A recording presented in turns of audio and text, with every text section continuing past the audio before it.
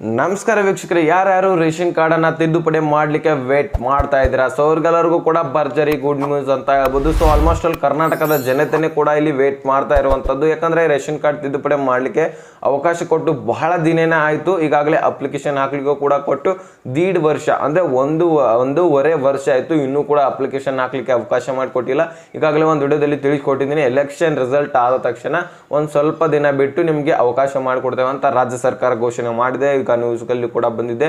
ಆಹಾರ ಮತ್ತು ಸರಬರಾಜು ಇಲಾಖೆನೇ ಒಂದು ನ್ಯೂಸ್ ಅನ್ನ ಕೊಟ್ಟಿರುವಂತದ್ದು. ಇನ್ನೇನು ಒಂದೆರಡು ವಾರದಲ್ಲಿ ನಿಮಗೆ ಒಂದು ರೇಷನ್ ಕಾರ್ಡ್ ಒಂದು ಅಪ್ಲಿಕೇಶನ್ ಹಾಕ್ಲಿಕ್ಕೆ ಅವಕಾಶ ಮಾಡಿಕೊಡ್ತಾರೆ. ಸೊ ಈಗ ತಿದ್ದುಪಡಿ ಮಾಡಲಿಕ್ಕೆ ಅವಕಾಶವನ್ನ ಕೊಟ್ಟಿದ್ದಾರೆ. ಸೊ ಇದರಲ್ಲಿ ಏನೇನು ತಿದ್ದುಪಡಿ ಮಾಡ್ಕೋಬಹುದು ಮತ್ತೆ ಯಾವ ಜಿಲ್ಲೆಗಳಿಗೆ ತಿದ್ದುಪಡಿ ಮಾಡ್ಕೊಳ್ಳಿಕ್ಕೆ ಅವಕಾಶವನ್ನ ಕೊಟ್ಟಿದ್ದಾರೆ. ಇಡೀ ಕರ್ನಾಟಕದಾದ್ಯಂತ ಅವಕಾಶ ಮಾಡಿಕೊಟ್ಟಿಲ್ಲ ಇವರು. ಸೊ ಜಿಲ್ಲಾ ವೈಸ್ ಒಂದು ಅವಕಾಶವನ್ನ ಮಾಡಿಕೊಟ್ಟಿದ್ದಾರೆ. ಒಂದು 15ರಿಂದ 20 ಜಿಲ್ಲೆಗಳಿದಾವೆ. ಸೊ ಅವು ಯಾವ ಜಿಲ್ಲೆಗಳಿದಾವೆ ಅನ್ನೋದನ್ನ ನೋಡ್ತಾ ಹೋಗೋಣ. ಸೊ ಹೀಗಾಗಿ ನೀವು ಏನು ಮಾಡಬೇಕಾಗುತ್ತೆ, ಕಂಪ್ಲೀಟ್ ಆಗಿ ವಿಡಿಯೋನ ವಾಚ್ ಮಾಡಬೇಕಾಗುತ್ತೆ. ಮತ್ತೆ ನಾನು ಕೇಳ್ತಾ ಇಲ್ಲ ಸಬ್ಸ್ಕ್ರೈಬ್ ಮಾಡಿ ಅಂತಾನು ಕೂಡ ಹೇಳ್ತಾ ಇಲ್ಲ. ನಿಮಗೆ ವಿಡಿಯೋ ಅರ್ಥ ಆದರೆ ಮಾತ್ರ ಸಬ್ಸ್ಕ್ರೈಬ್ ಮಾಡಿ. ಈಗ ಡೈರೆಕ್ಟಾಗಿ ಪಾಯಿಂಟ್ಗೆ ಬಂದ್ಬಿಡೋಣ. ನೋಡಿ, ಇಲ್ಲಿ ಈ ಒಂದು ನಾನು ಏನು ಮಾಡ್ತೇನೆ, ಈಗ ಏನೇನು ನೀವು ತಿದ್ದುಪಡಿ ಮಾಡ್ಕೊಳ್ಳಿಕ್ಕೆ ಅವಕಾಶವನ್ನು ಮಾಡಿಕೊಟ್ಟಿದ್ದಾರೆ. ಸೊ ಆ ಒಂದು ಮಾಹಿತಿಯನ್ನು ನಿಮ್ಗೆ ಹೇಳ್ತೇನೆ. ಮೊದಲು ನೆಕ್ಸ್ಟ್ ಜಿಲ್ಲೆಗಳನ್ನು ನೋಡ್ತಾ ಹೋಗೋಣ. ನೆಕ್ಸ್ಟ್ ಎಲ್ಲಿ ಹೋಗಿ ಅರ್ಜಿ ಸಲ್ಲಿಸಬೇಕಾಗತ್ತೆ ಅದನ್ನು ನೋಡ್ತಾ ಹೋಗೋಣ. ಒಂದೊಂದಾಗಿ ಸ್ಟೆಪ್ ಬೈ ಸ್ಟೆಪ್ಪು ತಿಳಿಸ್ತಾ ಹೋಗ್ತೇನೆ. ಕರೆಕ್ಟಾಗಿ ನೋಡ್ತಾ ಹೋಗಿ. ನನಗೆ 2 ನಿಮಿಷ ಒಂದು 5 ನಿಮಿಷ ಟೈಮ್ ಕೊಡಿ. ಅಷ್ಟರೊಳಗೆ ಎಲ್ಲ ಕೂಡ ಮಾಹಿತಿಯನ್ನು ಅರ್ಥ ಮಾಡ್ಕೊಳ್ಳೋಣ. ಸೊ ಇಲ್ಲಿ ನೋಡಿ, ಎಲ್ಲಿ ಹೋಗಿ ಏನೇನು ನೀವು ತಿದ್ದುಪಡಿ ಮಾಡ್ಕೋಬಹುದಾಗಿರುತ್ತೆ. ಹೊಸ ಸದಸ್ಯರ ಸೇರ್ಪಡೆ ಮಾಡ್ಕೋಬಹುದಾಗಿರುತ್ತೆ. ಅಂದರೆ ನೀವೇನಾದರೂ ಈಗ ಮ್ಯಾರೇಜ್ ಆಗಿದ್ರೆ ನಿಮ್ಮ ಹೆಂಡತಿಯ ಒಂದು ಸೇರ್ಪಡೆ ಕೂಡ ಮಾಡ್ಕೋಬಹುದಾಗಿರುತ್ತೆ. ಅಥವಾ ಮಕ್ಕಳಾಗಿದ್ರೆ, ಅವರು ದೊಡ್ಡವರಾಗಿದ್ರೆ, ಈಗ ಚಿಕ್ಕವರು ಇರ್ತಾರೆ ಅವಾಗ ಸೇರ್ಪಡೆ ಮಾಡ್ಲಿಕ್ಕೆ ಆಗಿರಲ್ಲ. ದೊಡ್ಡವರಾದ್ಮೇಲೆ ಒಂದು ಸ್ವಲ್ಪ ಸೇರ್ಪಡೆ ಮಾಡುವಂತಹ ವಯಸ್ಸಿಗೆ ಬಂದಿರ್ತಾರೆ. ಸೊ ಆವಾಗ ಸೇರ್ಪಡೆ ಮಾಡ್ಕೋಬಹುದು. ನೆಕ್ಸ್ಟ್ ಸದಸ್ಯರ ತೆಗೆದು ಹಾಕ್ಬೋದು ಕೂಡ. ಈಗಾಗಲೇ ಅಕಸ್ಮಾತ್ ಆಗಿ ಡೆತ್ ಆಗಿರುತ್ತಾರೆ, ಯಾವುದೇ ಒಂದು ಕಾರಣದಿಂದ ಡೆತ್ ಆಗಿರುತ್ತಾರೆ ಮನೆಯಲ್ಲಿರೋರು. ಸೊ ಅಂತಹ ಸಂದರ್ಭದಲ್ಲಿ ಆ ಒಂದು ಸದಸ್ಯರನ್ನ ತೆಗೆದು ಹಾಕ್ಬೋದು. ಮತ್ತೆ ಇಲ್ಲಿ ನೋಡಿ, ಈಗ ಹೆಸರು ತಿದ್ದುಪಡಿಯನ್ನ ಕೂಡ ಮಾಡ್ಕೋಬಹುದು. ನೀವೇನಾದ್ರೂ ನಿಮ್ಗೆ ಹೆಸರು 10th ಮಾರ್ಕಸ್ ಕಾರ್ಡ್ ಆಗಿರಲ್ಲ, ಬೇರೆ ಬೇರೆ ರೀತಿಯಾಗಿರುತ್ತೆ.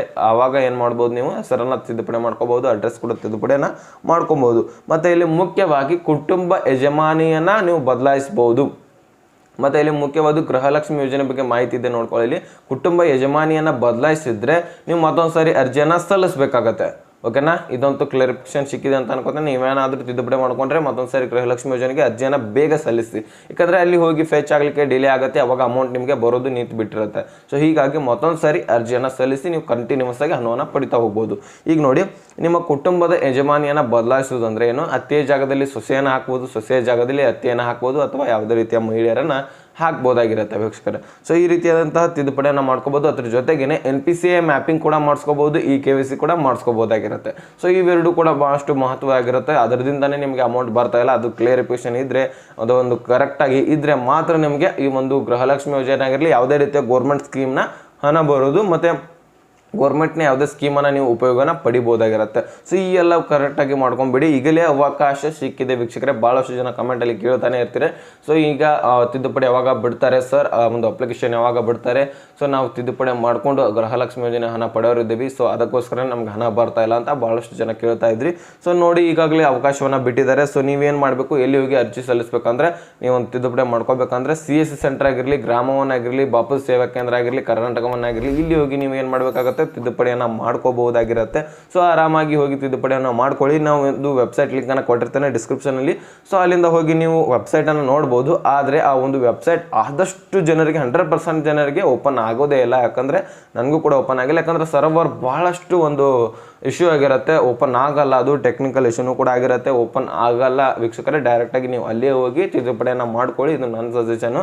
ಸೊ ನಿಮ್ಗೆ ಏನು ಅನ್ಸುತ್ತೆ ನೋಡಿ, ನೀವು ಮೊಬೈಲಲ್ಲಿ ಏನಾದರೂ ಮಾಡ್ಲಿಕ್ಕೆ ಹೋದರೆ, ಸೊ ಅಲ್ಲಿ ನಿಮ್ಗೆ ಏನಾದರೂ ಪ್ರಾಬ್ಲಮ್ ಆಗಿ ಮತ್ತೆ ನೀವು ಏನಾಗುತ್ತೆ, ಮತ್ತೊಂದು ಸಾರಿ ತಿದ್ದುಪಡಿ ಮಾಡ್ಕೊಳ್ಳಿಕ್ಕೆ ಅವಕಾಶ ಕೊಡ್ತಾರೋ ಇಲ್ಲೋ ಗೊತ್ತಿಲ್ಲ, ಭಾಳ ದಿನ ಡಿಲೇ ಆಗುತ್ತೆ.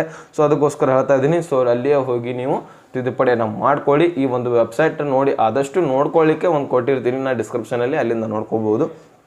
ಇಲ್ಲಿ ನೋಡಿ, ಒಂದು ಜಿಲ್ಲಾ ವೈಸು ಇದನ್ನ ಬಿಟ್ಟಿದ್ದಾರೆ. ಸೊ ಜಿಲ್ಲೆಗಳನ್ನು ನೋಡ್ಕೊಳ್ಳಿ. ಬಳ್ಳಾರಿ, ಬೀದರು, ಚಿಕ್ಕಬಳ್ಳಾಪುರ, ಚಿತ್ರದುರ್ಗ, ದಾವಣಗೆರೆ, ಕಲಬುರಗಿ, ಕೋಲಾರ, ಮತ್ತು ಇಲ್ಲಿ ನೋಡಿ ಕೊಪ್ಪಳ, ರಾಯಚೂರು, ರಾಮನಗರ, ಶಿವಮೊಗ್ಗ, ತುಮಕೂರು, ಯಾದಗಿರಿ, ಮತ್ತು ಇಲ್ಲಿ ವಿಜಯನಗರ. ಸೊ ಇಷ್ಟು ಜಿಲ್ಲೆಗಳಿಗೆ ಒಂದು ನಿಮಗೆ ತಿದ್ದುಪಡಿ ಮಾಡ್ಕೊಳ್ಳಿಕ್ಕೆ ಅವಕಾಶವನ್ನು ಕೊಟ್ಟಿದ್ದಾರೆ. ಸೊ ಈ ಒಂದು ಜಿಲ್ಲೆದವರು ಯಾರಿದ್ದಾರೆ ನೋಡಿ, ನೀವು ಬೇಗನೆ ಹೋಗಿ ಆದಷ್ಟು ತಿದ್ದುಪಡಿಯನ್ನು ಮಾಡ್ಕೊಳ್ಳಿ. ನಿಮ್ದಾದ್ಮೇಲೆ ಮತ್ತೆ ನೆಕ್ಸ್ಟ್ ಬೇರೆ ಜಿಲ್ಲೆದವರಿಗೆ ಅವಕಾಶ ಮಾಡಿಕೊಡ್ತಾರೆ. ಯಾಕಂದರೆ ಇಡೀ ಕರ್ನಾಟಕದಾದಂತಲೇ ಕೊಟ್ಟಿದ್ರೆ ಸರ್ವರ್ ಇಶ್ಯೂ ಆಗೋದು ಸಹಜನೇ. ಯಾಕಂದರೆ ಬಹಳಷ್ಟು ಜನ ಸರಿದಿ ಸಾಲ ಹಚ್ಚಿಬಿಡ್ತಾರೆ. ಯಾಕಂದರೆ ತಿದ್ದುಪಡಿ ಮಾಡ್ಕೊಳ್ಳಿಕ್ಕೆ ಅವಕಾಶ ಸಿಕ್ಕಿದ್ರೆ ಸಾಕು ಅಂತ ಕುಳಿತವರು ಬಹಳಷ್ಟು ಜನ ಇದ್ದಾರೆ. ಯಾಕಂದರೆ ಗೌರ್ಮೆಂಟ್ನ ಸ್ಕೀಮ್ಸ್ಗಳು ಬಹಳಷ್ಟು ಇದ್ದಾವೆ, ಈಗಾಗಲೇ ಬರೋದು ಕೂಡ ಇದ್ದಾವೆ.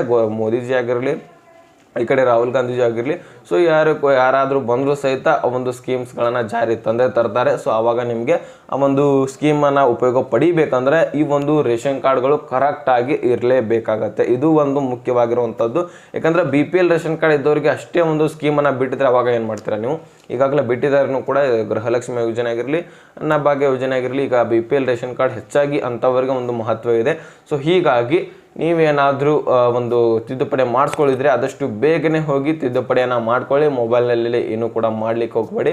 ಸೊ ನಿಮ್ಮ ಮನೆಯ ಹತ್ತಿರ ಇರುವ, ಇನ್ನೊಂದು ಸಾರಿ ಹೇಳ್ತಾ ಇದ್ದೀನಿ ಕೇಳಿ, ಗ್ರಾಮ 1, ಕರ್ನಾಟಕ 1 ಬಾಪೂಜಿ ಸೇವಾ ಕೇಂದ್ರ, ಈ ಒಂದು ಸೇವಾ ಕೇಂದ್ರಗಳಿಗೆ ಹೋಗಿ, CSC ಸೆಂಟರ್ಗಳಿಗೆ ಹೋಗಿ ನೀವೇನು ಮಾಡ್ಬೋದು, ತಿದ್ದುಪಡಿಯನ್ನು ಆರಾಮಾಗಿ ಮಾಡ್ಕೋಬೋದು. ಆದಷ್ಟು ಬೇಗನೆ ಹೋಗಿ. ಮುಂಜಾನೆ ಏನು ಮಾಡೋದು, ನೀವು 10ರಿಂದ 11 ಗಂಟೆಗೆ ಹೋಗಬೇಕಾಗತ್ತೆ.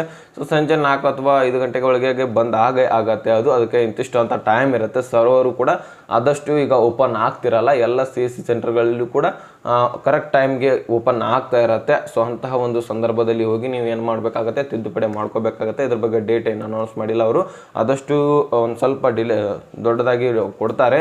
ನೀವು ಆದಷ್ಟು ಬೇಗನೆ ಹೋಗಿ ತಿದ್ದುಪಡಿಯನ್ನು ಮಾಡ್ಕೋಬೋದು ವೀಕ್ಷಕರೇ. ಸೊ ಈ ಒಂದು ಮಾಹಿತಿ ನಿಮಗೆ ಅರ್ಥ ಆಗಿದೆ ಅಂತ ಅನ್ಕೋತೀನಿ. ಅರ್ಥ ಆದರೆ ಲೈಕ್ ಮಾಡಿ, ನಿಮ್ಮ ಸ್ನೇಹಿತರಿಗೂ ಕೂಡ ಶೇರ್ ಮಾಡಿ, ಹಾಗೆ ಸಬ್ಸ್ಕ್ರೈಬ್ ಮಾಡಿ ಅಂತ ಹೇಳ್ತಾ ಮತ್ತೆ ಮುಂದಿನ ಮಾಹಿತಿಯನ್ನು ಸಿಗೋಣ. ಅಲ್ಲಿ ತನಕ bye bye, take care friends.